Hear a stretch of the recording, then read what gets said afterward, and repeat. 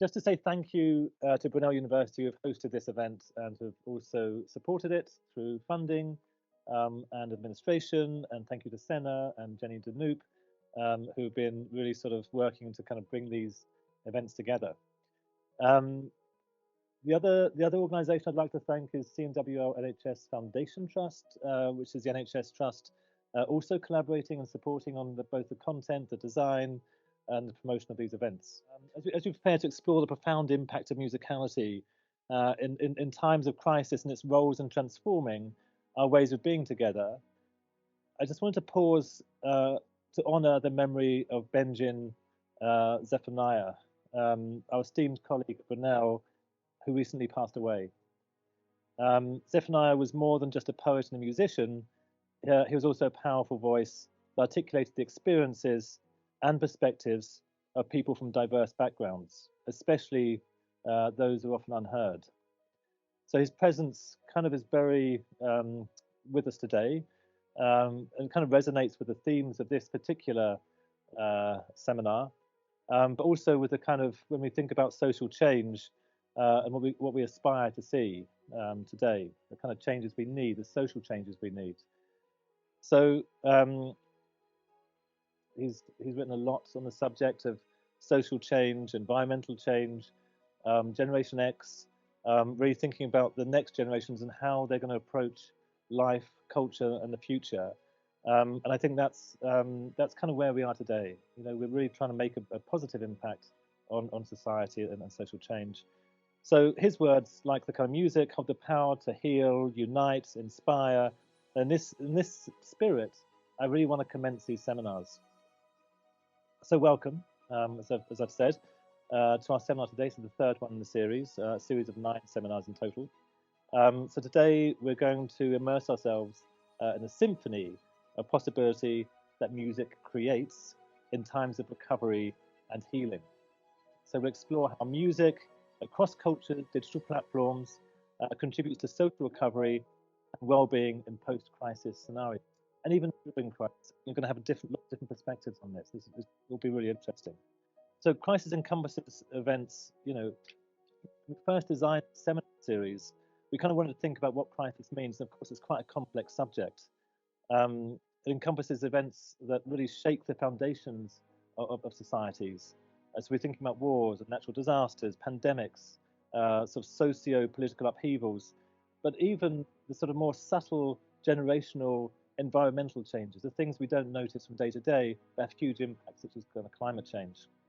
So these crises leave both visible and invisible scars on communities and individuals, disrupting lives and challenging cultural norms. In their aftermath, music emerges as a potent tool for healing and unity. And that's really what we're going to be hearing about. It transcends language barriers, the usual kind of linguistic language barriers, soothes emotional wounds, rebuilds communal bonds. And, you know, we talked a lot about the arts in a paper that I co-authored with Efrat Hus. So we discussed how art, including music, uses symbolic and spatial elements to articulate a stress regulation continuum. So essentially how we begin to get into spaces where we can express difficult emotions, stress, pain, struggle, but also about how we can find soothing spaces, things really to find safe, secure kind of relations. And we discussed you know, how the symbolic and spatial elements help to articulate that kind of regulation more vividly than words, embodying multiple levels of experience. So in our work, we described how this allows for more nuanced understanding of community crises beyond binary notions of and weakness or stress and regulation. There's something much more on the continuum. I also wanted to mention renowned philosopher Elizabeth Gross, who offers profound insights into the essence and impact of music. She views music not just as an art form, but as a mode of becoming, an expression of life itself, where sound and emotion kind of intermingle, they kind of evolve together. So this is particularly relevant in post-crisis sort of healing, therapy, change. So I want to introduce our speaker today. So Gavriel is a London-based music therapist, lecturer, sound artist, Hello, good evening. Thank you, everyone. Thank you so much for being here. Thank you to all the organizers. And yeah, I'm very excited to be here and to listen to everyone speak tonight. So, with your permission, I'm going to start off with a story, actually. So, I'll take you back to 2012 when I was a camp counselor on a summer camp, and I was running an activity for a group of about 13-year-olds. And just the activity was to go around in a circle and everyone would play a song that was very, very meaningful to them, and they could share about why it was meaningful as well. It was just a nice activity to do one evening. And we went around the circle, and these 13-year-olds picked songs like, Coldplay and Adele, and it was all very emotional and soppy, and it was, quite cute. And then it gets to one person's chance, and he says, "Yeah, I'd like to play that song, Wake Me Up by Vici." So I think, oh gosh, he's completely missed the point over here. This is like totally going to kill the vibe. That's like a, dance tune. It's like quite a banger. So I thought, oh. But then he explained why. He explained why he picked that song. And he said that for the last few years, this was him and his dad's song. And they had listened to the song all the time while driving, traveling, playing football, cooking, whatever it might be. And that this song really encapsulated his relationship with his dad. And he had just been informed earlier that day that his dad had been diagnosed with cancer and was in hospital and likely not going to make it, and that he'd be leaving the camp later that day. And then with that context in mind, we listened to the song as a group. And by the end of the song, we were all crying. So just showing the context. So with that story in mind, let's move on to the presentation. Next slide, thank you. So I'm going to attempt to answer this question: how can musical expressions across different cultures and digital platforms contribute to social recovery and well-being in post-crisis scenarios?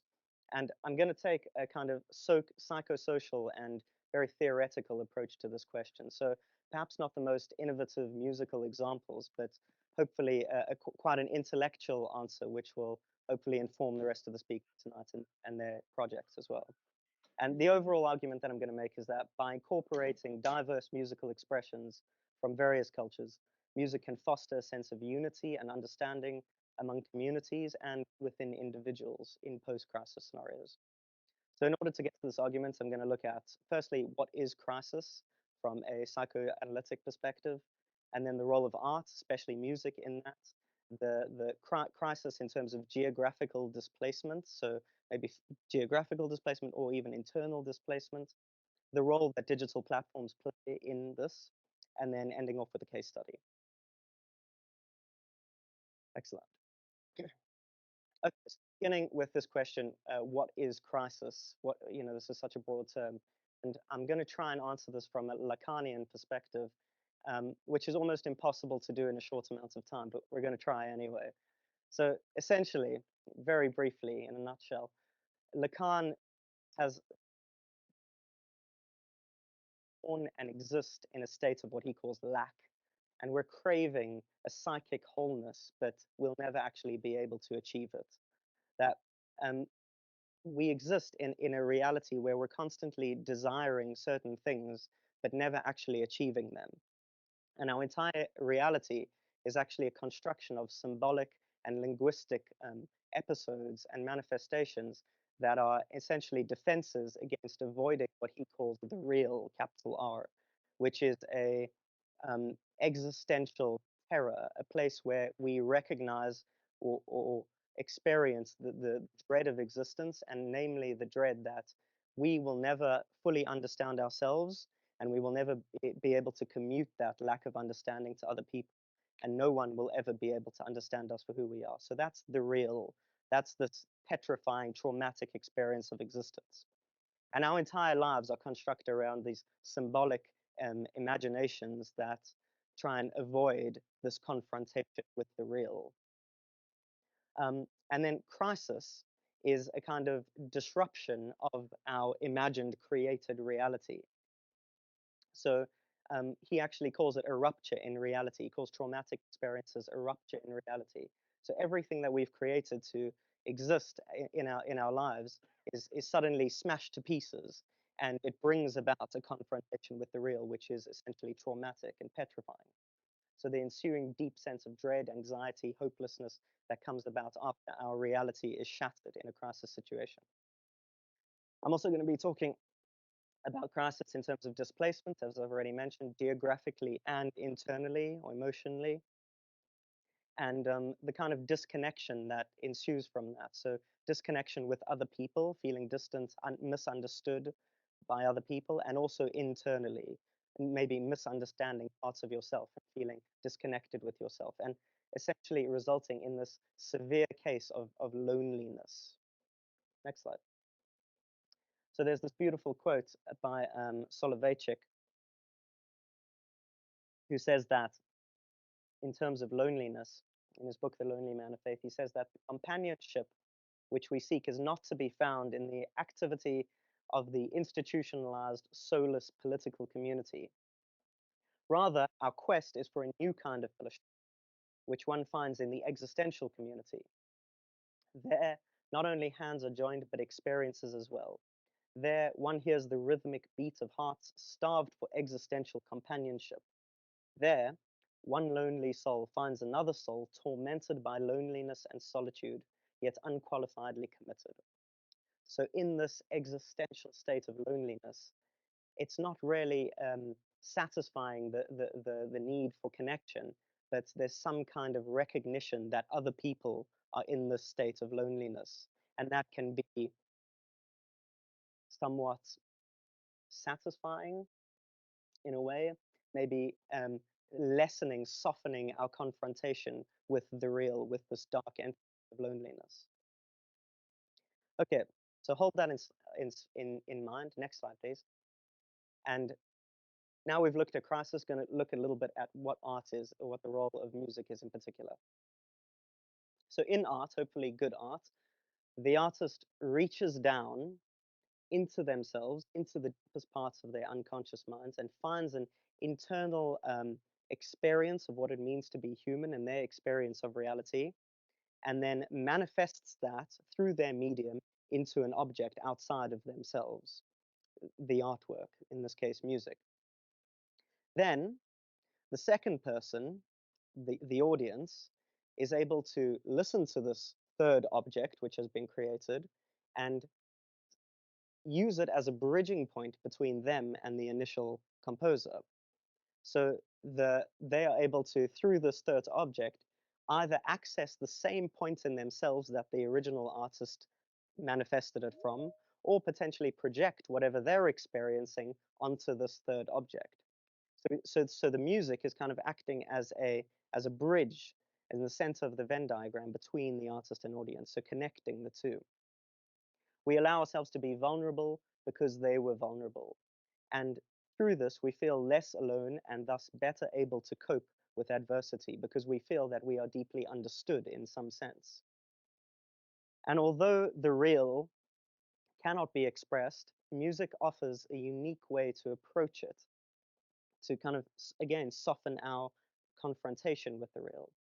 Music offers a way for, as Soloveitchik would say, one lonely soul to find another soul tormented by loneliness and solitude and coexist together. Next slide.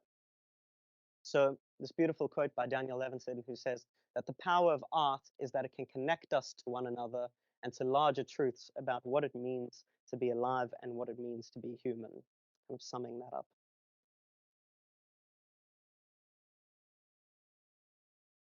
So something that might be thinking about now is this idea of music acting as a transitional object.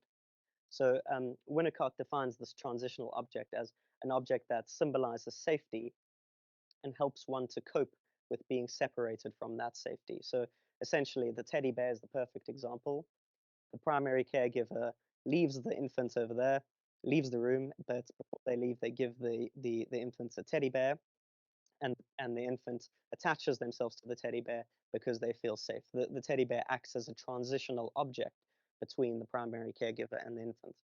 So in a state of crisis where this existential terror has been catalyzed, and we're experiencing this confrontation with the real, music can function as a comforting symbol in those times, and we've all experienced this in our own ways, I'm sure, of how music can actually help in those times. So it's a coping mechanism because we're not actually identifying, we're not allowing ourselves to go deep into that existential terror that's been created when our reality has been shattered. What we're doing instead is using music as a symbolic tool to actually reorganize our reality, our imagined lives. But so it's a coping mechanism, it's a defense, but a healthy one nonetheless, because it's a constructive outlet for emotions that might otherwise be repressed in post-crisis scenarios. Next slide. So now also thinking about the role of music in geographical crisis. So I've mentioned now that crisis can take place either geographically or emotionally, but a lot of crises these days, I mean, think of war, refugees, these kind of things, it involves the physical displacement of people. And Edward Said, who's written a lot about exiles and excommunication, has said that an exile is this experience of solitude outside of the group. So really a feeling of separation from the rest of your group. And music has the power to tap into these archetypal themes that resonate across cultures. So it might be that as the artist digs down into themselves, they find something about the experience of being a human. And halfway across the world, someone might feel the exact same experience because it's an archetypal theme. And because that's expressed in this third object, the two are able to connect to each other through that. So now enter the digital platform, and we might see how the digital platforms can allow us to access those different cultures. Next slide. So I'm talking obviously mainly about streaming platforms for now, but thinking about the disconnect between genre and space. In the past, it's always been that in order to experience music, I'm saying before recordings, in order to experience music, you had to be there with the musicians to hear it. But when recording came about, you could experience music separate from where it was performed. But now, even more so, you can experience any music anywhere across the world. And there's a massive amount of genres right now. I think in 2016, there was something like 1,800 genres on Spotify. And now there's 6,000 genres. I think they just crossed the 6,000 genre mark. So 6,000 different means for people to tap into certain things that they might be feeling and resonate with. So this means things for audiences. One, digital platforms provide a means for individuals to access music that resonates with their emotional experience. And then on the other side, for artists, digital platforms provide a means for individuals to distribute, but more importantly, express their music. So a platform for them to be heard and actually express that which they're experiencing for other people to hear, recognize, and resonate with. This empowerment through artistic expression can be a tool for rebuilding identity and agency in the aftermath of crises. So I want to talk now just very, very briefly about a little project that I did back in 2019 alongside a Zimbabwean photographer, artist. And this was just as I moved to the country, and not to diminish any of the crises that we might be thinking about, but just in my very own kind of way, experiencing a kind of shift in identity and trying to correlate my South African identity with this new British UK identity alongside this artist. And the two of us, via cross modality, kind of found a fusion of sound and images that took hopefully some of the best ideas and cultural aspects from both sides and fused them together. And this quote that I had in my mind the whole time was that much of the exile's life is taken up with compensating for disorienting loss by creating a new world to rule.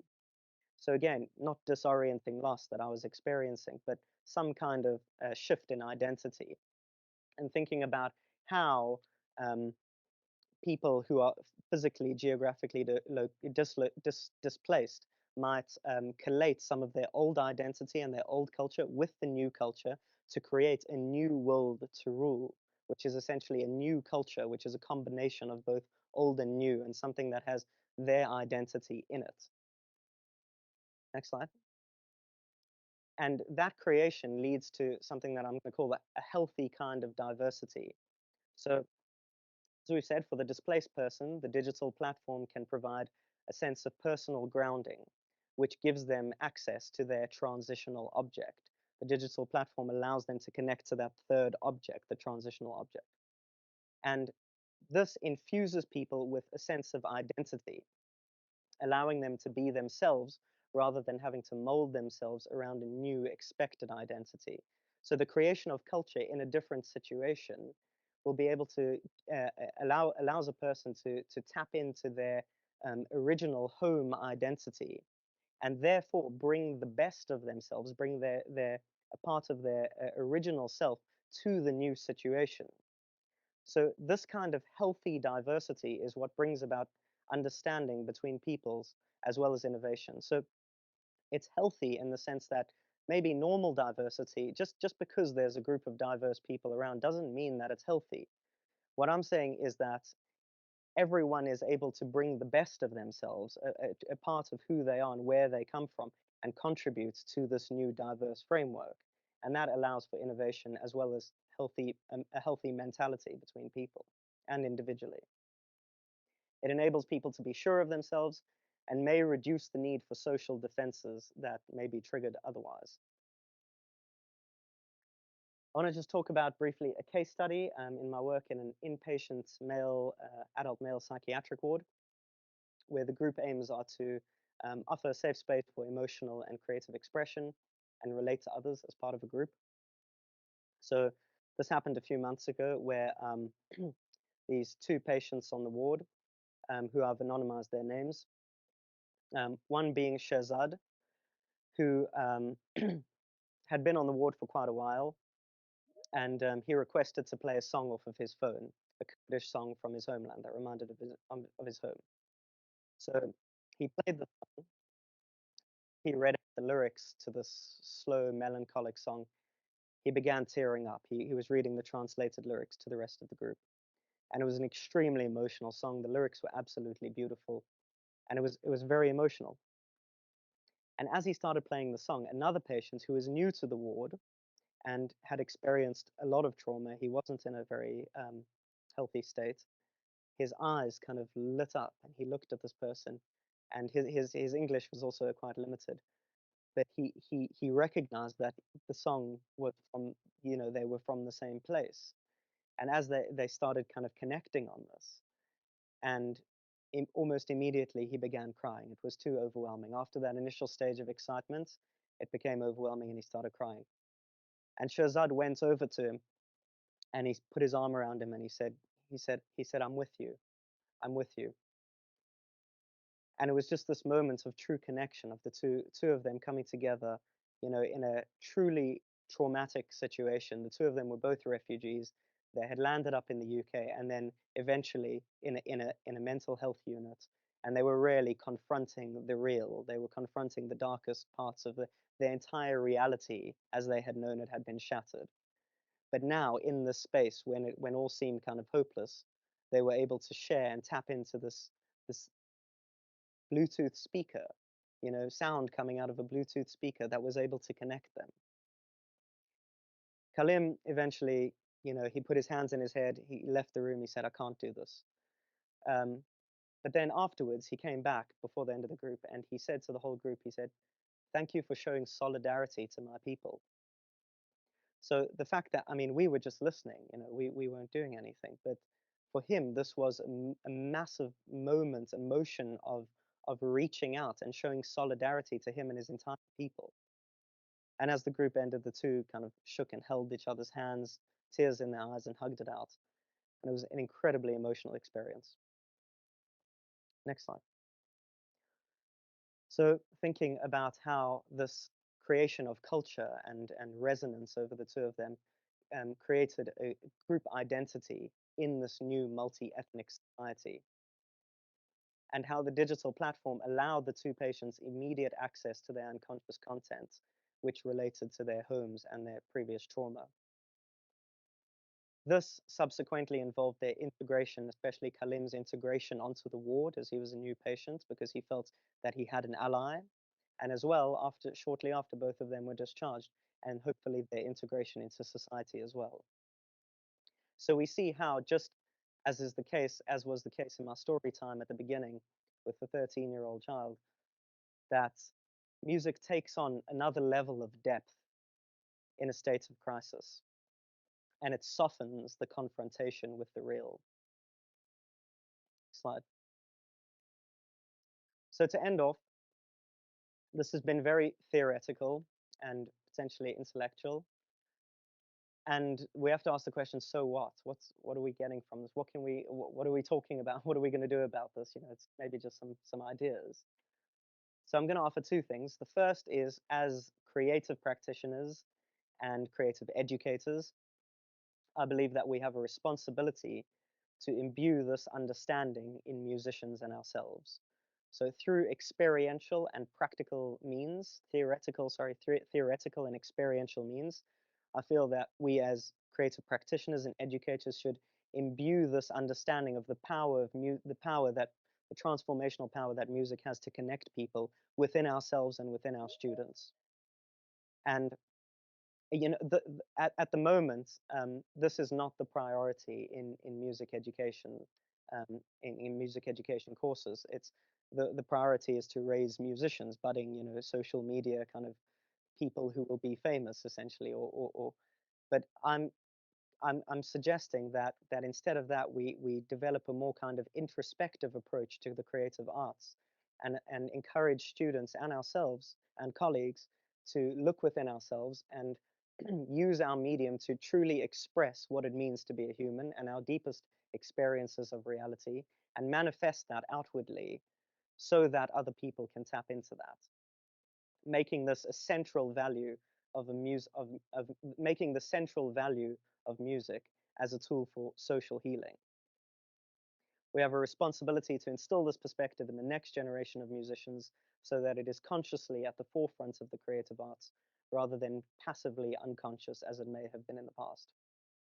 And secondly and lastly, as clinicians, well, of course, we need to respect our clients' cultural heritage. But secondly, through the use of digital platforms, we should be helping them to provide access to their cultural heritage and encouraging them to utilize the potential of this medium. So that's it from me. Thank you very much. I appreciate your time and appreciate all of us, and looking forward to everything else.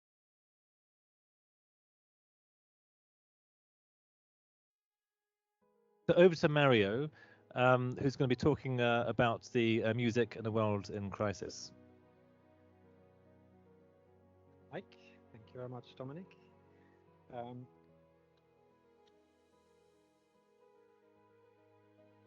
All this thing. Thank you very much for your invitation also to Brunel University, and also just thanking the previous speakers who have already given me so much food for thought, and actually so many common themes. I made quite a lot of notes, and so quite a lot of the theory that Gavriel you talked about at the beginning, really I would like to illustrate with some examples as well. And being a classically trained pianist, I thought, why not bring some of the perhaps two towering figures, if you want to use that word, from the kind of Western classical tradition to illustrate a few examples of music. And it will be quite brief, so I want you to basically make a case for music, and very much picking up. You warmed my heart when you said, we have a responsibility to the future of musicians as well as to education and to music itself and the role of music in our world, to instill that sense of what it means to be human and how music can help us to go inside and find that connection and find that relationship deep within ourselves, but also the relationship with each other, to basically reawaken that sense of music. Because I think it's something you also said, music sometimes, there's a danger when it becomes an object that you can just download, that it can become a bit confusing, and it's almost like something that we consume rather than something that is inherently relational. So that's what those are some kind of key ideas I would like to share and also illustrate in some musical examples, but also some vignettes, some stories from music history from two composers. And I will focus on just on two composers, Beethoven and also Karl-Heinz Stockhausen. They're quite they live in different contexts and different eras. But also what I want to really focus on is how musicality as an intrinsic human quality, something that we all have, can perhaps be a human resource for creative livingness, and particularly in times of crisis. We mentioned before, crisis is part of human life. We all go through crisis, mini crisis, bigger crisis, but perhaps at the moment, there's a discourse in a broader cultural discourse about the polycrisis. So we seem to be having accelerating crises that affect us as collectives, as groups, as individuals, as nations, and even as a planetary community. So let's jump into Ludwig van Beethoven. So what I would like to make at the beginning, a kind of connection between Beethoven's music and his life, because composers like Beethoven, they tend to have a kind of a reputation that they're kind of, the old masters, revered and they're slightly on a pedestal, and sometimes it's almost a bit like a museum's culture surrounds these like old composers. But actually, these composers lived a life, and some composers some composers lived in periods of great turbulence and great crises in their lives, but also in their particular socio-political environment. And Beethoven, as probably most of you know, he became deaf. So that's probably one of the most significant crises for a musician. He lost his hearing. He reached a point of near suicidality in some very famous letter that he wrote, or like a testament that he wrote. So he went to very, very dark places. He visited the depth also of human, if you like, despair and crisis. And at the same time as he had these personal crises, he also lived in great uproar. So there was the French Revolution, Napoleonic Wars. There's these famous stories when Vienna was attacked, that he went to the cellar, hiding, underneath tables, and these kind of really traumatic experiences as well in his life. And I would like to make a case for reawakening and rediscovering that composers such as Beethoven, their music is related to human life, directly related to the themes, the existential themes of what it means to be human. So music as a way perhaps to work through crisis and also evoking qualities. So music actually as a vehicle to navigate our lives through difficult periods. And Beethoven has in my view, as a music therapist, in my experience, a particular focus on dealing with crisis and struggle. So he does not give us an exit strategy from crisis in his music. He's one of the composers who directly confronts crisis. So he goes straight into the depth in his music, and you can hear it in the intensity of his music. So I will play you shortly an extract from the Ninth Symphony, and you probably most people know the Ninth Symphony, particularly the final section, which is the final movement, which is the joy, ode to joy.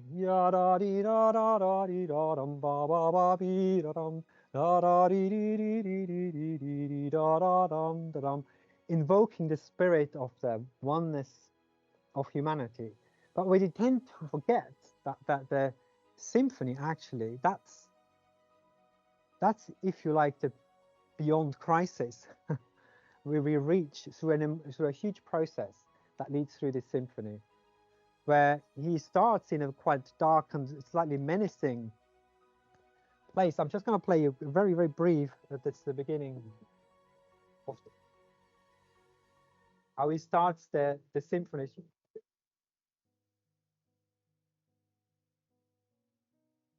Like kind of tremolo sounds, and you think, what's going to happen here? and it builds up to a huge crescendo. And so gradually in this symphony, he'll build up the tension. And in the way I experience it as a musician, and also from the experience in music therapy, is really going to the depth of the emotional intensity that one may experience in crisis. So let's listen now to a brief episode from the first movement.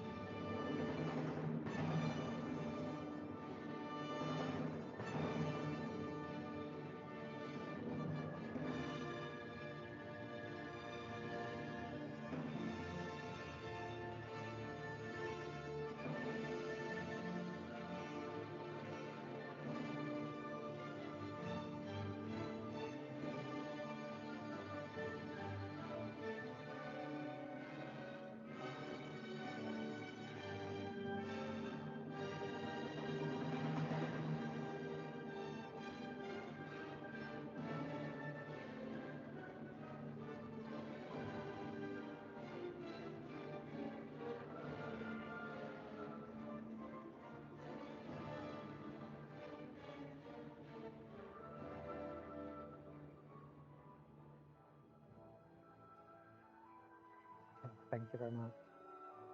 And can you hear what's happening here? Right at the end.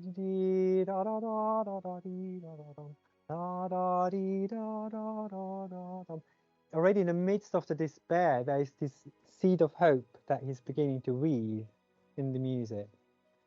And that leads then, of course, later to the choral, to the Elysium, evoking the values and really invoking the spirit of a sense of oneness of humanity, the brother sisterhood of humanity. So obviously I could go on and on for a whole 2 hours about this piece of music, but just to give you a taste of this connection between Beethoven's music, a possible connection between his power to face and work through crisis, and how this is encoded, if you like, in the music. And in a way, as Gavriel mentioned, theoretically, it's going inside, he's experiencing this crisis, going inside and brings something to share with the listener, with the audience. And there's the possibility to draw from this potential and really invoke these deeper human qualities of also of compassion, of connectedness, of relationship. So let's move to the 20th century, Karl-Heinz Stockhausen. Again, just to briefly make this connection between his life, he lived through the Second World War period. And there were very traumatic events that he's experienced in relation to that. He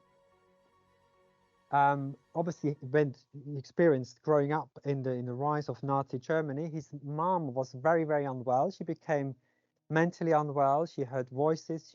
She was admitted to a mental health an asylum in those days. And sadly, she was murdered by the Nazis because obviously they, with their kind of cruel policies, she was not considered worth to be part of a collective, and so that's obviously a massive trauma. And he also, as a young man, he was on the battlefield as a medic, helping out the medics. So he had this hands-on experience and really direct experience of war and the dissolution of a world order, if you like, the dissolution of the pre-Second World War. So what is very particular about Stockhausen, that what I'm very, very amazed and always inspired by, is that he moved through this. He's incorporating some of this experience in his music quite directly, but he's also articulating a new language. So with this breakdown of the pre-Second World War order, he's looking for a new language, like many other composers. But with him, he really looked at all sorts of new ways of composing music, including incorporating electronic music. And this is now an extract from a piece called Contacte, Contacts. And that can be seen at many different levels. So it's contact between notes. And you will hear he creates these electronic sounds that are picked up by instruments. And so he creates this connection between electronics and acoustic sounds, but also the connection between the musicians. And of course, as Stockhausen had also very kind of adventurous and open ideas, one might wonder as well whether he envisaged a kind of connection or contact with, the broader universe or extraterrestrials, or he had all sorts of open ideas, which at that time were considered to be completely crazy. Maybe today they're slightly less crazy, given all the things that we're hearing. But so one of the things that really brings this intense creativity and rethinking of what music means, rethinking even the parameter of music, musical space, musical time. So let's listen to a few moments of this piece of music.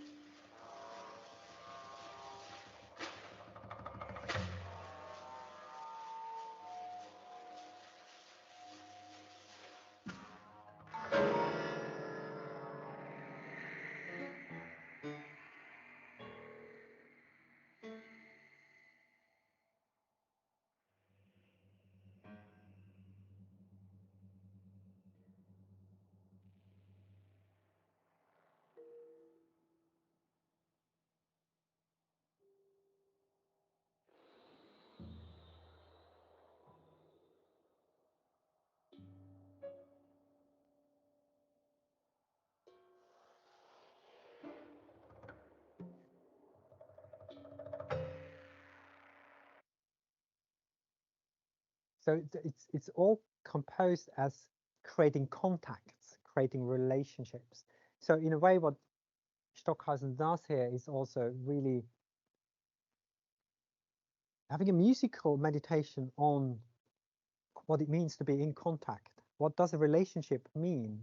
And in quite different ways, explore time and space. If you listen to this live, to which with surround speakers, it's an extraordinary experience to have the musicians working with this field of sounds that goes literally through the room. So what both composers and many other composers as well, but Beethoven and Stockhausen articulate this in a very particular way. They really grapple with the existential dimension of life and this question of what it means to be human. And maybe a lesser known aspect, to come back to Beethoven, is that he also was an improviser. And there's an episode which is described by Mendelssohn, which describes Beethoven as, an early 19th century music therapist, if you like. And one of his old friends and piano students lost a child, very early, very young child, and was grief-stricken. And you can read on the slide this episode, which is written down by Mendelssohn, that this lady called Baroness Erdmann told me that when she lost her last child, Beethoven at first shrank from coming to her house. But at length he invited her to visit him, and when she arrived, she found him seated at the piano and simply saying, let us speak to each other by music. He played on for more than an hour, and as she expressed it, he said much to me and at last gave me consolation. So that leaves us wondering, he came to this friend, played music and probably improvised. He probably improvised music to her for an hour. So this is very much, a kind of practice that is part also of music therapy, although music therapy is often also co-improvised, but this putting music in service of human need and at the help of human beings at a point of crisis is beautifully illustrated in this example. Equally, Stockhausen, he went big with his vision and also created new kinds of myths which grappled with the more kind of existential and also spiritual questions. He famously composed his opera Licht, which lasts a whole week. For each day, the opera is for each day as several hours of music that are dedicated to Monday, Tuesday, Wednesday, etc. And it's very experimental, but also it really draws from so many cultural traditions, just to bring back this idea of bringing together cultural traditions into a language and experimenting with this, very much pioneering in the kind of mid 20th century. And also, fusing these cultures together and exploring particularly these themes of unity and diversity. What is our shared humanity and what is also the diversity? And then I see very much in his music an attempt to respect both. And you can hear that in the music. It's not just a theoretical concept. You can hear this. And that can be a great source of inspiration.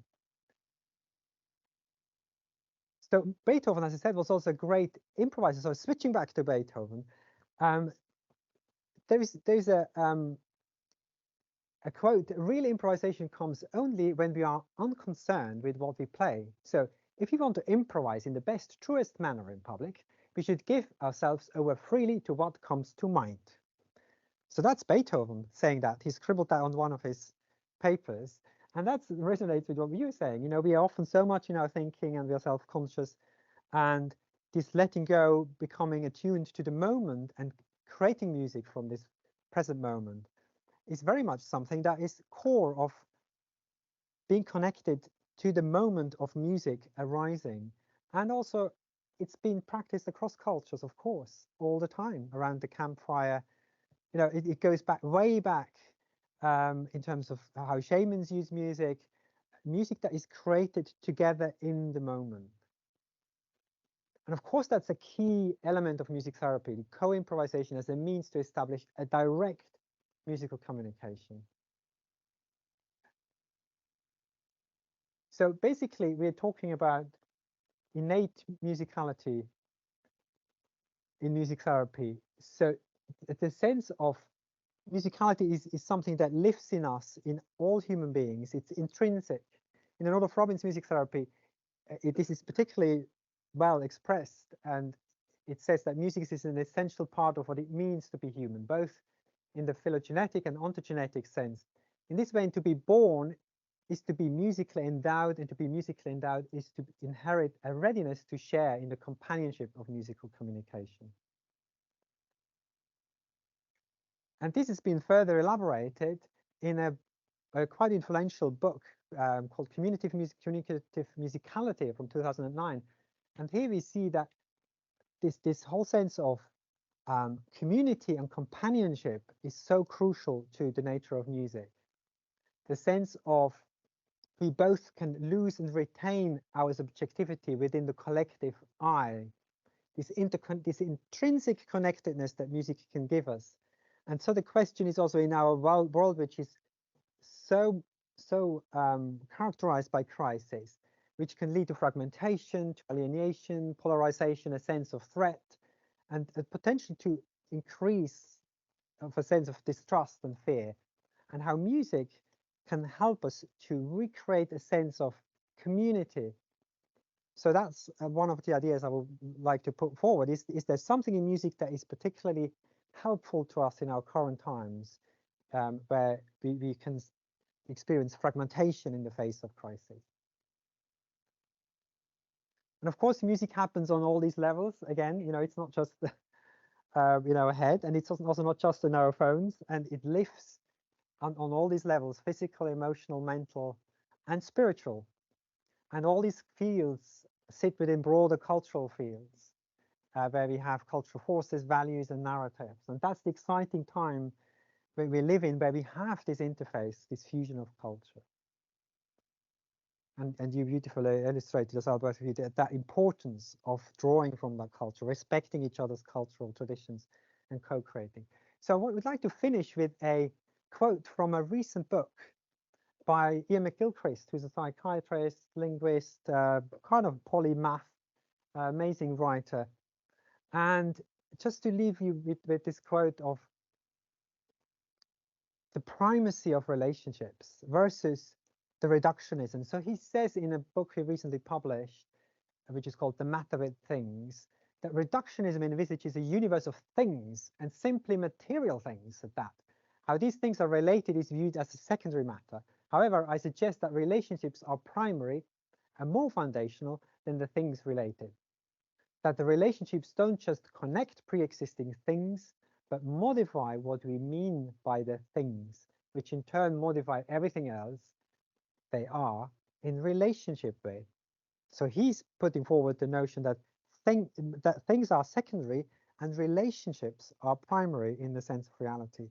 And I would say, and music can help you understand that and have an experiential experience of what he's saying here. So the question really is also for discussion is, how can musical companionship, musical communicative musicality mobilize and energize human values and relationships and strengthen resilience in the face of crisis? And also, how do we strengthen an embodied sense of relationship through music in the age of digitalization, in the age of objectification as well? And if we say only what we can see and touch is real, we are just a human biological machine. Well, are we? So McGilchrist would debate that and would question that very radically. So, and what role does digital technologies play in this? And perhaps on that note, I would like to hand over to our next speaker. So thank you very much.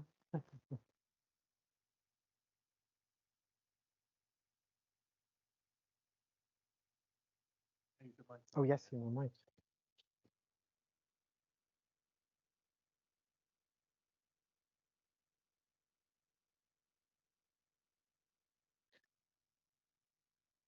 So as you can see, we're moving swiftly across the 6,000 genres that are available to us.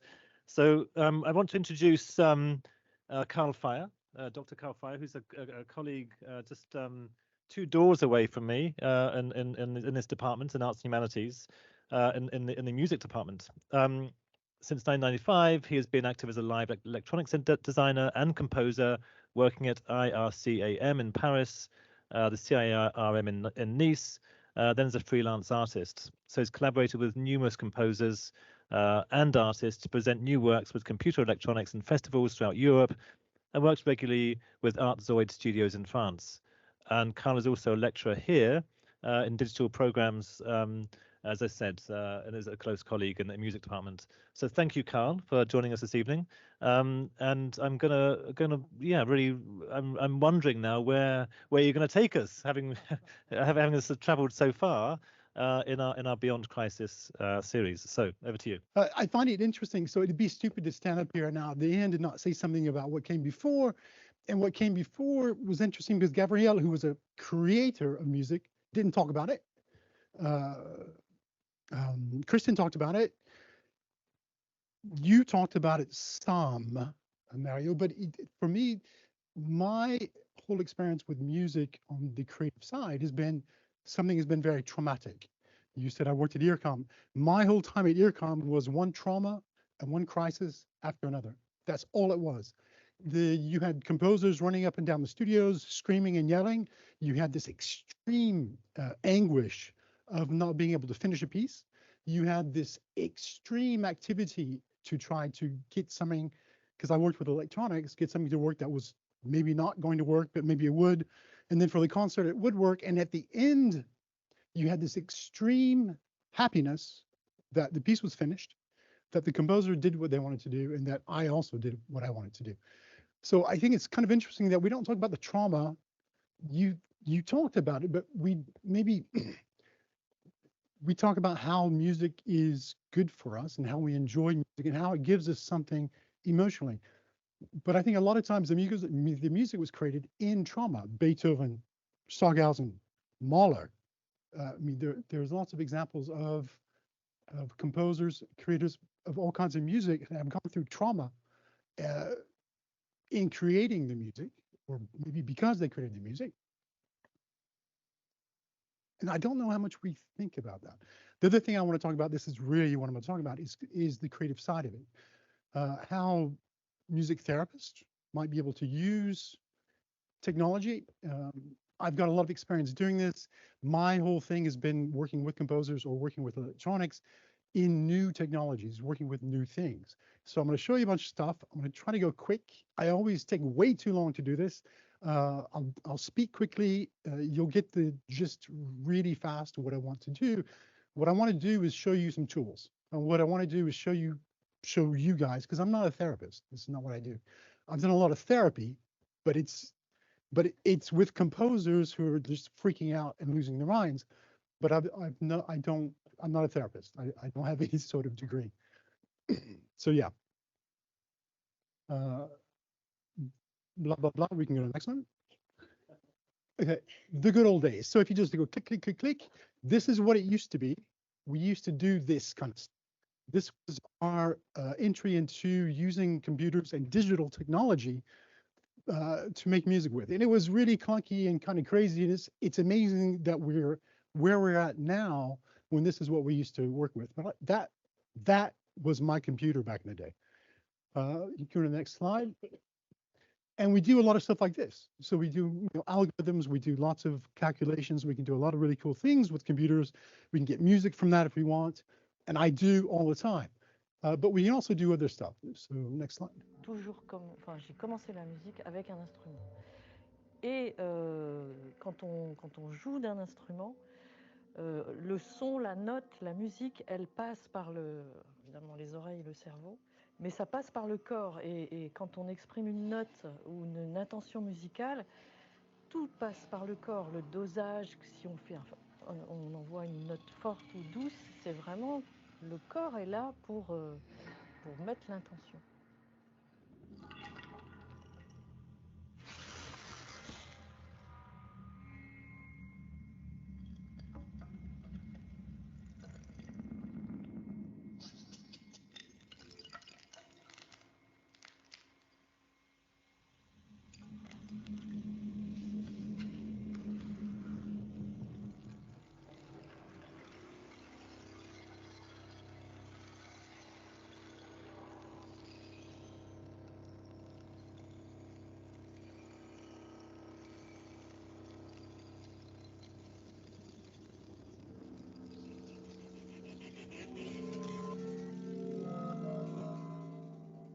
La réflexion, c'était comment on peut inventer quelque chose qui permet à la fois de garder cette pratique du clavier, qui pour moi est importante, mais aussi d'avoir, par exemple, pour contrôler un paramètre, pour contrôler l'ordinateur, puisque cet instrument est simplement une extension de l'ordinateur. Just at me. Okay, this is what I do. So what I did for her was this is the brain. So all of these things that you see her playing, everything goes through something that I created for her so that she could do what she's doing when you see her perform. You can go ahead and finish it, and then I'll explain a little bit more about it.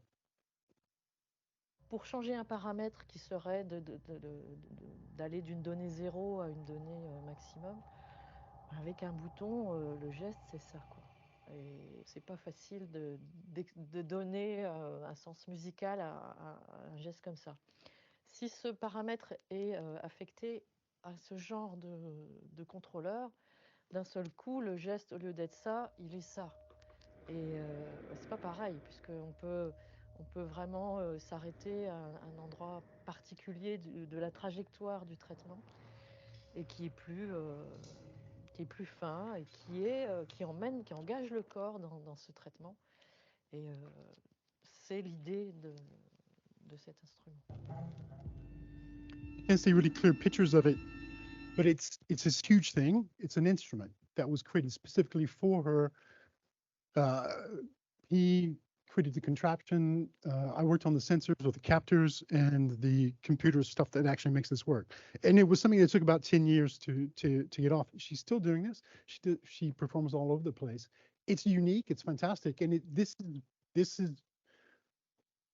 is what I like, and this is what I think that we could do more of. And I think this is something that is. She says something that's really, really important. Is this the music is your body? It's something that has something to do with your body, your movement. And one of the things something I've heard tonight a lot is playing music or listening to music, but not about creating music. And I think creating music, I've seen how good this can be for people. Kids, I've worked with kids. When they create something new, it's fantastic. The composers I was talking about before, there's nothing that is fantastic as creating something. And the process of creating, I think, is primordial. It's something that gives us lots of things, including confidence. I can talk hours and hours about this. What I want to do is show you a little smattering of some of the things that do exist out there today that didn't exist when I started doing this back in the 1990s. Yes, well, gestural controllers. This is one of the things that she's using. Things to think about: the rolly blocks, leap motion. I'll show you some examples of this. The Mimu gloves that was created in part for Imogen Heap. I just love this singer. There's lots of stuff. So mobile music apps. So I know that we have Spotify and all this kind of stuff, but there are some really cool things that you can use today to collaborate across the world with. And most apps today have that possibility with a simple plugin. You can be creating things across cultures.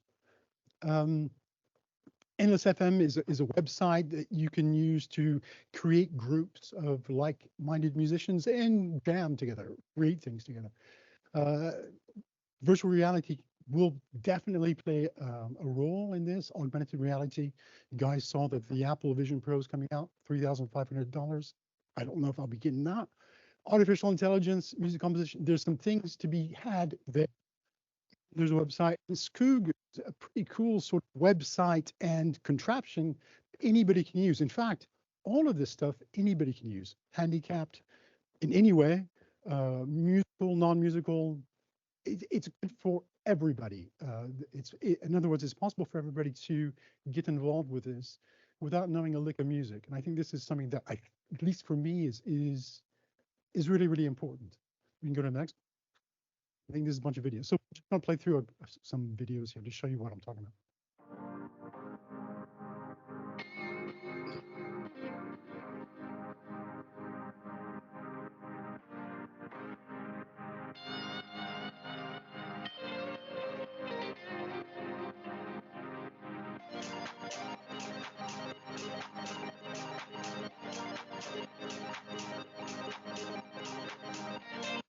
Just 1 second. So that little thing there, it's kind of cool because it lights up and stuff. But what's nice about it is you can also learn music from it. Because it lights up, it means that it can send music and you can just play along with the lights.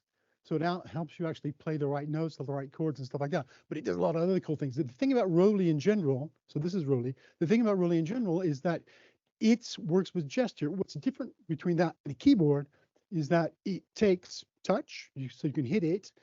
It takes pressure, so if you hold your finger down on it, it will change the sound. Then you can also move it, and then it also takes how hard or how quickly you lift your finger off.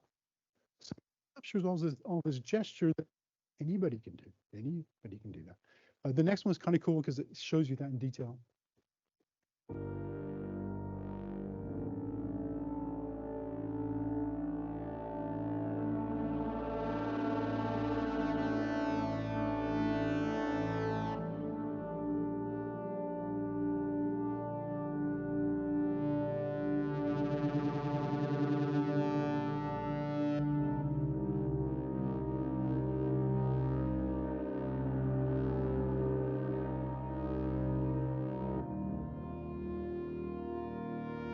this.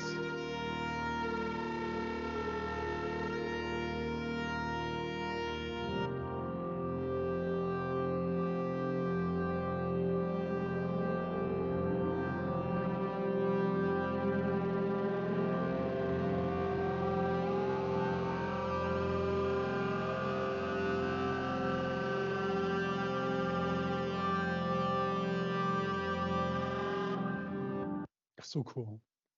I mean, the entire keyboard is tactile, so you can play it like a keyboard if you want to, but you don't have to. You don't have to. This is why it's not. I mean, you've got the ridges and things like that. This is a jury play. You don't have to play that one. It's kind of a similar thing to this, but it's cheaper and it's easier and it's really great with kids. This I would like, yeah, very much.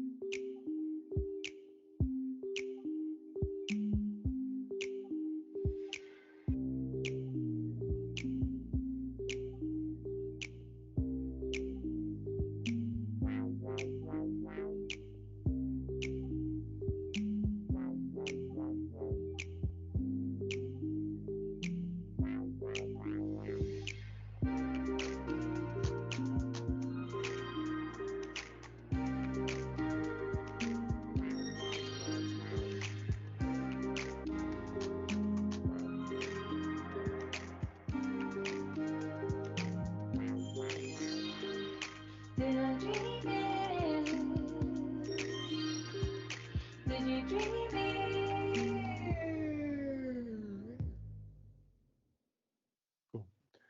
Now next, I want them. Well, you can buy them actually. Mimu loves them. You can just go to the. So this is Imogen Heap, and she's actually going to explain a little bit about how these things work. And it's really good because you can see really, it's real. The other thing is like, yeah, maybe it's real, maybe it's not. You'll see here it's real. Expressive or exciting for me or the audience, I can do this. So I'm moving around the scale by going up and down there, it goes down a fifth, or down a fourth. And then I can change the filter like that, and I can go between different sounds by going up and down using the pitch. This is what we call pitch, this is what we call yaw, this is what we call roll. And here, filtering the sound and kind of pitch bending it. And then stopping the arpeggiator and starting it again.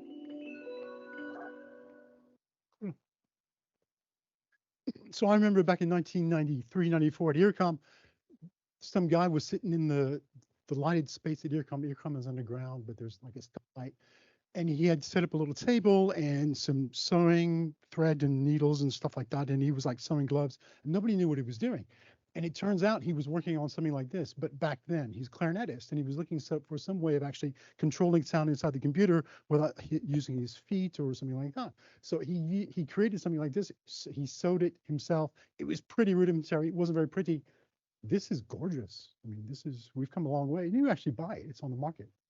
I'm not going to show you the next thing because I know I'm going to not have enough time, but this is kind of the same idea as the Rolly, where you can create your own interface.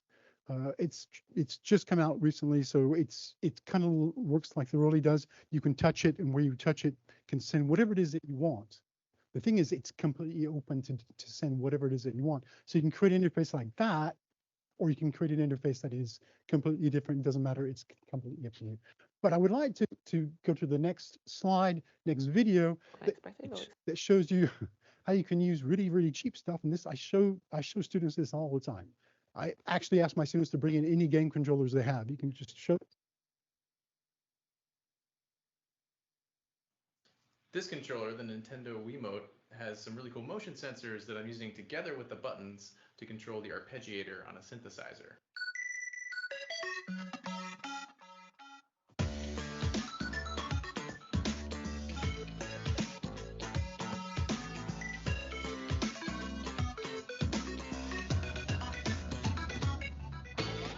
Last but not least, we've got this steering wheel, which I'm using to control effects on a live microphone. I've got a pitch shifter, and I got momentary effects like harmony, distortion, echo. An echo. The little pad on the floor is a game controller as well. In the first year I was here, there was a couple of guys from Liverpool, really real Scousers. I couldn't understand a word they were saying, but they got the idea and they brought this in and they did this incredible performance for a show that we do at the end of every year with that thing where they were like crawling over each other to like hit the different buttons and stuff. Really fantastic. And that was, they were only into like computers and stuff, but this kind of lit their fire. I'm not sure what comes after this. I think I'm going to like, let's see what happens. So question again. And my answer is implied by leveraging what I know with what you know. This is again blah blah blah, but fostering, no, you can back it up. Fostering global collaboration and cultural exchange. I mean, having these tools just makes it all easier. The accessibility and inclusivity, I've asked before, but not everybody plays piano, and you might feel a little bit like not comfortable doing certain things. Guitar, cello, etc., etc. I think this can open up a huge door for people to be able to do different things with, and to be able to access not just making music, but creativity as well. I think there are therapeutic applications in emotional healing. I always feel healed after doing something like this. Educational community building opportunities. Kids love this stuff. I mean, this is something that is just, it's made for them. The idea of cultural heritage, it goes to some of what we've talked about here, but the idea that you can combine, or you can reconnect cultures, and you can connect cultures from the opposite sides of the world and opposite sides of ideologies, I think is possible with this kind of technology. Something I didn't mention a lot here, but there is immersive audio. It's another one of my specialities of using space. Space is also sound. It's a parameter of sound for me. So using space and having space as an immersive form of environment, I think can provide an enormous amount of well-being, but also an enormous amount of creativity. There is something about being completely enveloped in sound, which is maybe one of the reasons why we spend so much on really expensive headphones, that goes along with the creative act. And I think this is something, again, I didn't talk a lot about it, kind of hard to show here, but it is something to keep in mind as a parameter that we can play with. And go like to the next slide. So yeah, I'm just affirming that, yeah, it facilitates global collaboration, enhances accessibility and inclusivity. It's just something that it doesn't cut anybody out, except for these reflections. And it's true that, it looks a lot easier than it is. It is something that can be complicated to put into practice. True, I agree. You made a program. I'm sure it's a lot harder than you thought it was going to be. But it's something, it looks easy and it's not. But that's why I'm here. This is why I'm here. This is why people like me are here to work together. And this is one of the things I think, as a collaborator, somebody who's worked a lot with lots of different people, hip hop, jazz. I've worked with Stockhausen, crazy people, pop music, any kind of music. I've collaborated with them, installations, any of this kind of stuff. There is something to be said about kind of collaboration that involves digital technologies, that involves some of this stuff that might be kind of complicated to do, but having a specialist therapist might be good to have a specialist digital technologist along with them. I think there's a lot of things to do there. As far as I know, has not really been done.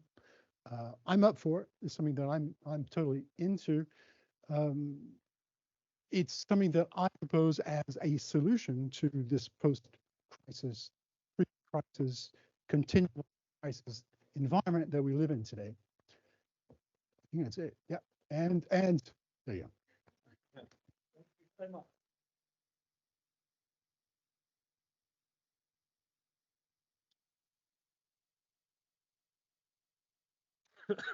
Yeah, we're going to do a Q&A in just a moment.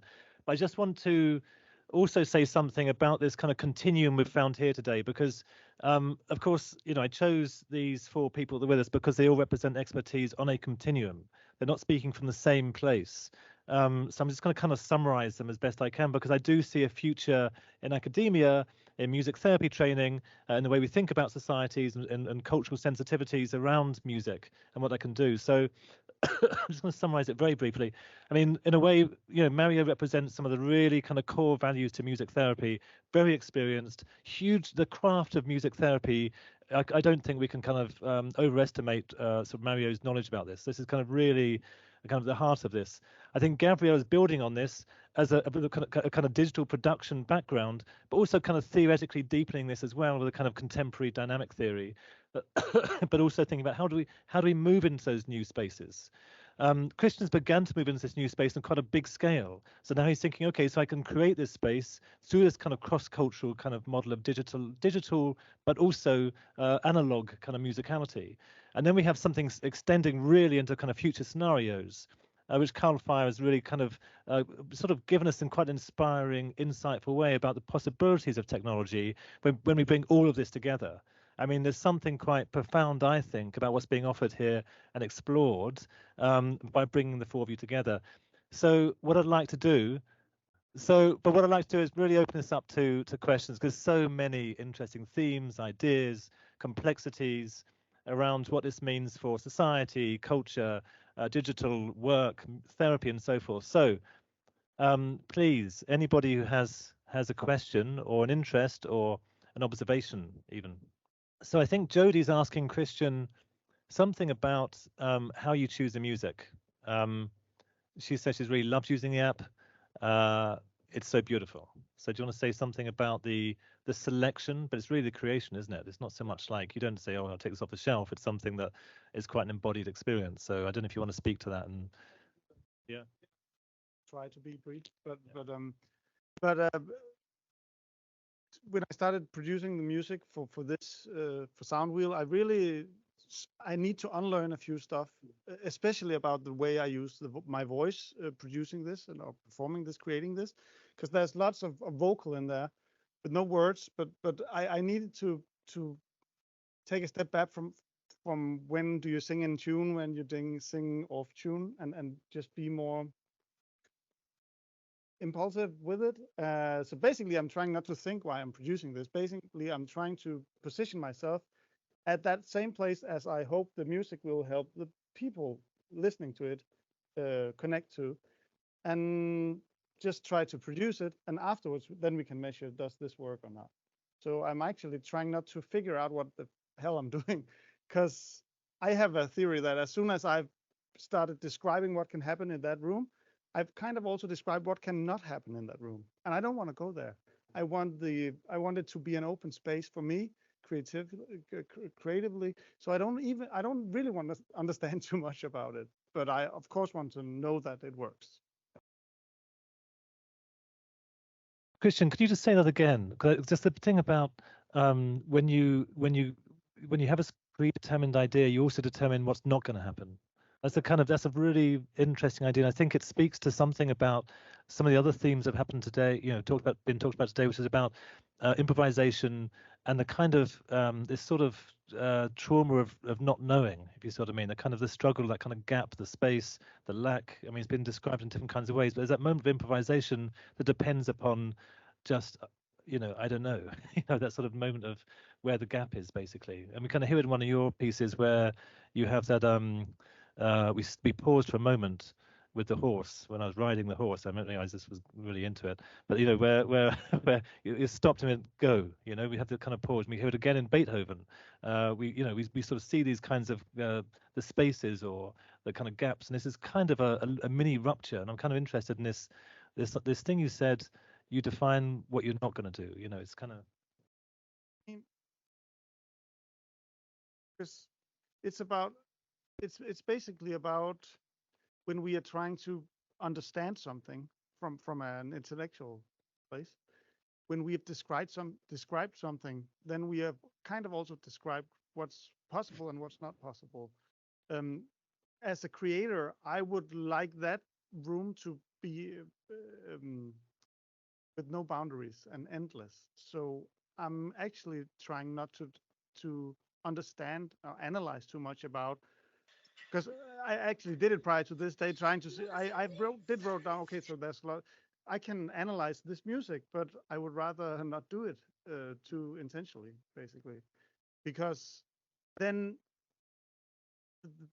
I fear that I will start trying to create what I described, and then it's not real anymore. Then it's like then it's become something that is a formula, not me creating music, and then I'm not in contact with that part of me or part of whatever, a whole, something bigger than us. I don't know. I wouldn't know, but I'm just trying to to perform this as real as possible. Yeah. Thank you, Kristian. Yeah. And Jenny, you've got a question? Yeah, I'm not sure what I want to say apart from thank you. I mean, I found all four of you really inspiring and interesting and so different in so many ways. And as an embodied practitioner, as a dance movement psychotherapist, I was intrigued by Kristian, the vocals on the meditation, with the music, because I tend to, I've got lots of questions about that, in terms of, like what you've just been talking about, predetermining someone's journey with it. But it was so incredibly synchronized with the music that actually I took off. I mean, I was riding that horse. It was so visceral and so real. And I felt absolutely energized afterwards. So it's really left me with a question really for myself and my practice in terms of, how I facilitate those experiences in my sessions when I'm working with, in visualization, or because I do use music a lot as a dance therapist, and I use that cultural platform of allowing patients to choose their own music. I have an iPad and Spotify, and so I am kind of engaged in a similar way. So I just wanted to say, wow, it was really the synchronization between what the woman was asking us to do and the music was just incredibly spot on for me. And then Mario, I was really struck by the word creative livingness. And it really resonates, but I'd love to hear why you said that. What does that mean to you? So thank you for that question, Jenny. Yes, well, creative livingness really in the context of music, to me, goes to music's power to anchor you in the present moment. And music is actually not an object. Music is a process. There's this term musicking as a verb rather than a thing that we do, or a thing that is out there. So it's always a process, and it's happening in relationship. And music draws us into the moment, and in particular, to come back to improvisation. So that's both, and it's often a bit unknown, that Beethoven was all the great composers were also improvisers, and this is also, of course, the bread and butter of music therapy. It is embodied music making in the moment. It's the core of music therapy. So this creative livingness is something that then also goes beyond the immediate music space, if you like. So what I meant with that creative livingness is there's a particular quality that we can, or a resource in music that can allow us to have creative livingness in our daily lives. That means our musicality is awakened, perhaps through listening to a piece of music, to play music, maybe in music, so music therapy, different contexts. But that's a resource that can impact how we go out into the world, how we relate to others, and that immediate contact as well, between human beings. So that's how I would describe it. And that's creative livingness is also, that spontaneity. It's also a childlike quality, that just has an immediate, curious, present relationship to the world, rather than it being filtered through so many expectations. And also, I could. No, and I was just going to say, for me, it's a reminder to engage in the living. Almost like living is one thing, and livingness brings like a doingness and an active capacity and the creativity of that. So it's just a great word. Well done, Mario. I'm definitely gonna Yes. be using that. You're very welcome. I am so inspired by this talk this evening. Thank you so much to the four of you. Really, I love the way Gavriel kind of set the kind of theory, this kind of almost more mental space for it, and then you kind of just took us on a journey after that. I don't know if that was purpose, the way you chose, Dominic, you chose the sort of order of things, but but it seemed to work so well with then coming back into Beethoven's music and the more kind of I like you said, the masters, the tradition, but the way you spoke about it was so beautiful, and your demonstrations, and then to end with the kind of possibilities, what can be done, and yeah, just so inspiring. Thank you so much. And I just wanted to pick up on the point that you mentioned about Kristian's, because I think I commented that to you at the break, and it was for me in what you do, and it made me think about what music in general, but also art and art making, which is kind of where I come from.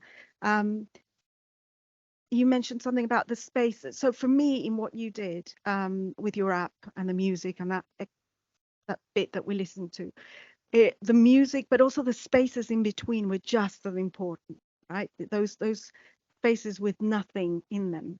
They either prepared you, they were kind of moments of anticipation, and they were just as important. And I think that happens in music in general, all those spaces in between, not just the spaces when we're listening to a sound. And then in art making, it's very much the same. It's sort of coming away from the making, the looking, the reflecting, the thinking, and then the sort of continuing. So yeah, I really enjoyed thinking about that. Thank you so much. Hi, audible. Okay. Uh, sorry. Um, Thank you so much, all four of you. It was really great. I specifically wanted to ask. I'm not sure if I'm sharing a thought or asking a question, but yeah. Um, when you talked about uh, presence of a particular therapist or a person, being in that space where you were um, uh, talking about how you had created a piece of music, or you were uh, it's out there, it's an object now, the music, the piece is there, and how they are interacting with it, and if you can exit from that situation. It just kind of made me think about how, as therapists, or as becoming therapists, we are going to offer that space of a space where they can open up, they can express, it's a safe space, and at the same time how uh, our presence might play a role in a way while that expression or while that making is happening. Just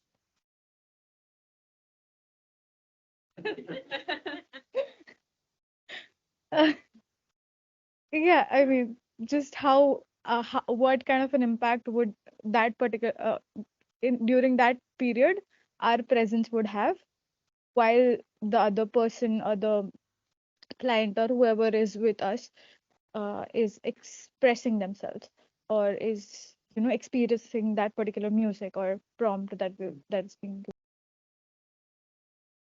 Oh, sorry. I hope you can hear me. Um, I was paying attention a lot. I'm so sorry. I have too many questions and I'm trying to take them all down, at least one for each one of you. For Gabriel, I've really taken an interest in that case you had, and I'm wondering if there have been situations where you've used particularly silence in music, to see how the person reacts to the moment before and after the silence in the song. And then I've got like, yeah, it's like I said, I mentioned I've got questions for everyone. I'm sorry, it's very curious for me because I'm very much interested in music therapy as well, besides art therapy.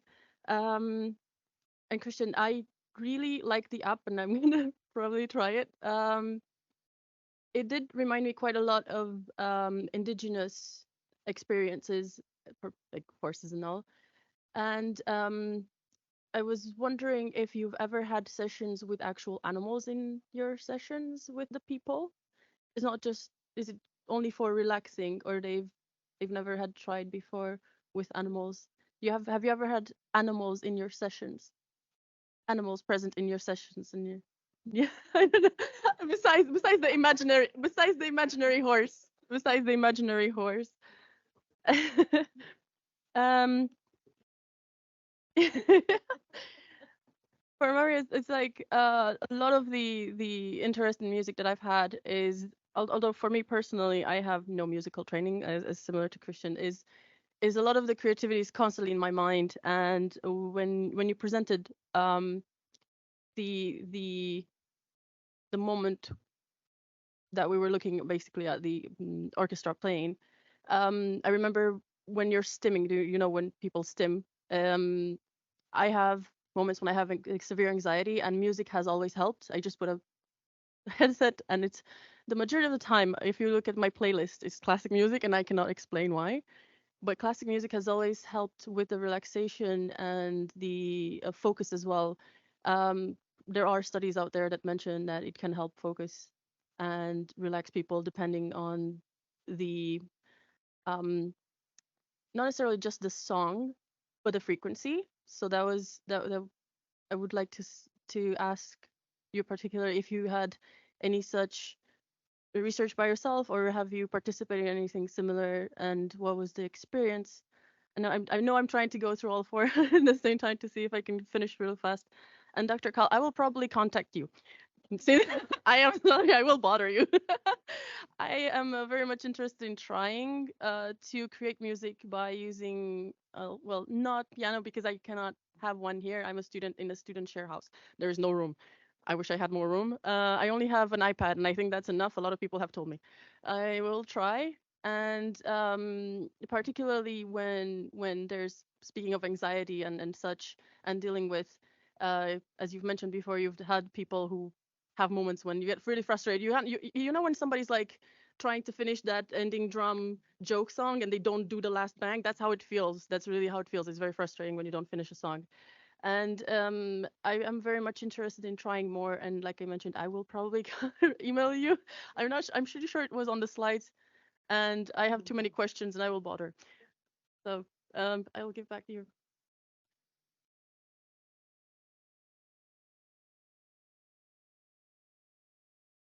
Yeah. Can you repeat the question? So it's just,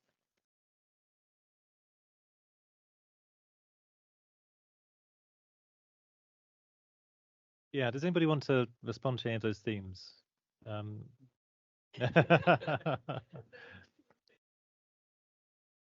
Yeah, so, yeah. So, yeah, thank you for the question. So, speaking about silence in music therapy, essentially, and the answer is absolutely yes, it exists, and it can be an extremely powerful tool to utilize. It's often extremely difficult to sit in silence with yourself, with anyone, and in a therapeutic environment, a lot of the time as well. You don't know what's going on in the other people's heads. You're not you're mentalizing, but especially for people with who are perhaps paranoid or delusional in some way, might be incredibly challenging for them to be in silence. Now, the powerful thing about music is in those moments we can sit with it. But if you can sense in the room that it's becoming very difficult for people to sit with it, then it's a perfectly acceptable thing to say, why don't we channel how we're feeling into some music right now, and then use the music to explore that. And that's doing something that we wouldn't be able to do with words. It might be too difficult to actually say, oh, this is awkward, or are you thinking about, oh, what's going on? This is an uncomfortable situation, or maybe I was just too vulnerable and I overshared something. But if you put it into music, then it can be just, on the surface level, oh, we're just jamming, we're just making music. But really, there's a lot more going on over there. So yes, absolutely, silence exists. It can be an extremely powerful therapeutic tool to use.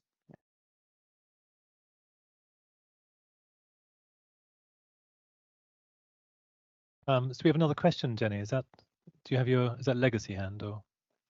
No, I was just wanting to reply to what Gavriel was saying in the sense that, I think silence in the creative arts, well, from an embodied perspective, creates a relational tension almost between people, and it can, if it's not too long, it's a bit like an elastic band, isn't it? It can really hold people together, and then something can happen. if you stretch it too far, it bursts, it breaks, and then people leave the room or they can't manage. But I think silence is really exciting in the right measure and at the right time. So yeah, I just wanted to say that. I agree with you 100%.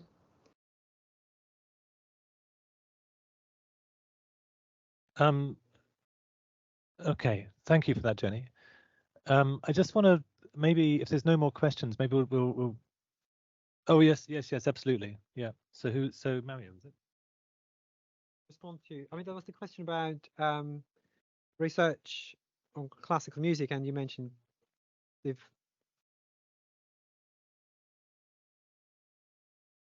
yeah.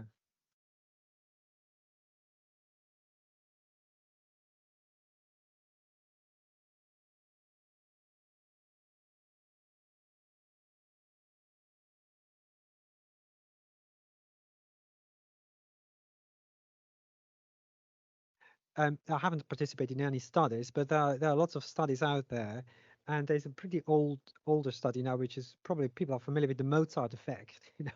Thought, oh yes, you just need to listen to Mozart and you get clever, And I think those simplistic notions are kind of thrown overboard.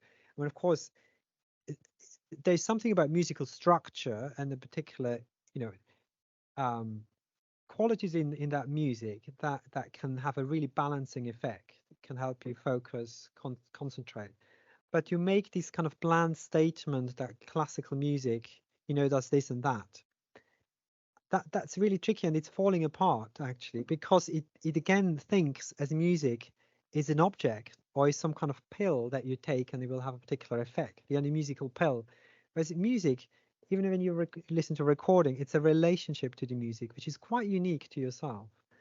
And I guess I would always say, well, listen to music and see what relationship you build, what impact it has on you. And also to say classical music is good for relaxation. What do you mean by classical music? I mean, if you listen to particular Stockhausen, which would probably be under contemporary classical music, it's far from relaxing. Some of Beethoven is far from relaxing. But something you're pointing to is there's a particular effect in classical music through the journey, through the process that happens in the music, which in some ways you could say has that healing effect because it is processing in the music. Something gets processed that we resonate with that in our being, in our physical being, in our emotions. So I think that's what I would say, but it's very difficult to generalize these things. And I think the research in my, the way I see, it doesn't really work like that to say, this music does this and this music does that. But it's a good question though.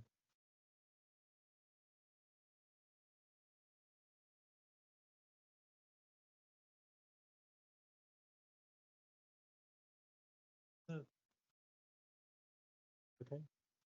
Yeah. I thought I might just kind of end with a question. Because the question I have in my mind is thinking forward. I mean, is it possible to really sort of blur the boundaries between what we think about as being traditional methods of therapy and kind of social healing models, and think about current technology and how that might assist? So that's a big question, of course. I mean, therapy has a long tradition and a very defined or relatively defined area of expertise. But what happens when we extend that into social context, number one, and we begin to use technology to support the practice, like the kinds of technologies we're talking, that Carl was describing? I mean, that's I can imagine something quite profoundly different. Is it possible? I don't know. Is it going to cause a lot of disruption? Probably. But I'm pleased we've started this conversation here today, and probably I think it's probably the first kind of conversation where we're thinking in a very real way, or a way which may generate the possibility of a new program, a new way of thinking about music therapy. So I'm kind of excited by that thought. So it's a question still in my mind, but I'm kind of excited by it and I want to do something about it. So thank you for stimulating this question today. I'm very excited about it, and thank you for attending for those online, and thank you for attending everybody here in the room. So yes, and thank you especially obviously to the presenters. We can have a round of applause. So it's brilliant presentations, very inspiring. Oh yes, and thank you to Senna, who's been organising, doing so much work.